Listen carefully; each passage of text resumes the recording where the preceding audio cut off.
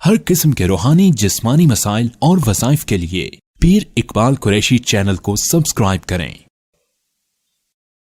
نحمده ونصلي ونسلم على رسوله الكريم اما بعد فاعوذ باللہ من الشیطان الرجیم بسم اللہ الرحمن الرحیم۔ شعبان کی 3 تاریخ کا ایک بہترین عمل آپ کو بتاؤں گا جس کی بدولت اللہ تبارک و تعالی جو ہے آپ کی رکاوٹوں کو بندشوں کو جڑ سے ختم کر دے گا۔ آج ہر طرف مسائل ہی مسائل ہیں، بلکہ مسائلستان بنا ہوا ہے انسان، اور ملک کی قید نہیں، ہر کنٹری کا بندہ مسائل میں ہے، اور مسائل سے نکلنے کا حل صرف قرآن حکیم ہے اللہ کا، اور ہمیں اس میں اصول اور ضوابط جو بتائے ہیں وہ ہماری ٹینشنیں، پریشانیاں، مسائل حل کر سکتے ہیں۔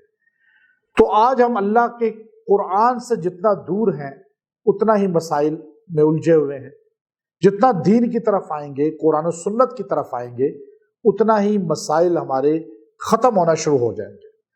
اب انسان اللہ سے رجوع نہیں کرتا، اللہ کی ذات کے ساتھ جڑتا نہیں، قرآن و سنت کو اختیار نہیں کرتا، مسائل میں گھرا اور بہت بڑی ٹینشنوں میں، یہاں تک کہ بہت سے لوگ ہیں بندشوں کا شکار ہیں۔ رزق کی بندش ہے، صحت کی بندش ہے، شادی کی بندش ہے، اولاد کی بندش ہے، ہر چیز کی بندش، چاہے وہ کوئی بھی دنیا کا معاملہ ہو، اس بندش کو ختم کرنے کے لیے یہ بہترین عمل ہے جو میں آپ کو دے رہا ہوں۔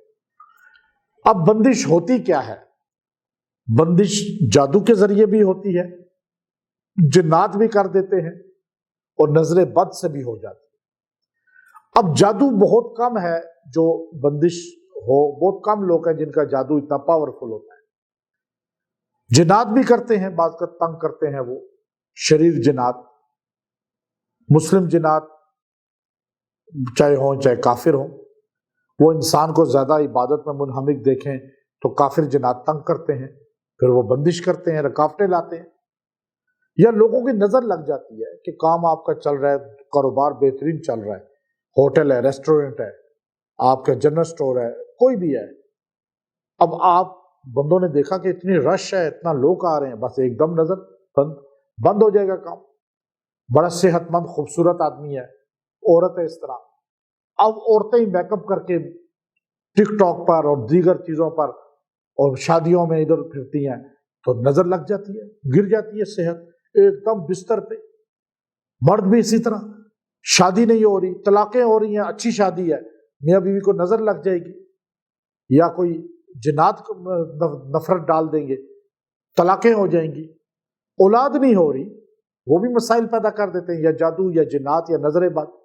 تو ان سب چیزوں سے نکلنے کے لیے یہ ایک مجرب عمل آپ کو بتا رہا ہوں، اور یہ قرآن حکیم کی آیت کریمہ ہے۔ اس آیت کریمہ کو آپ نے پڑھنا ہے اور پڑھ کے دعا کرنی ہے۔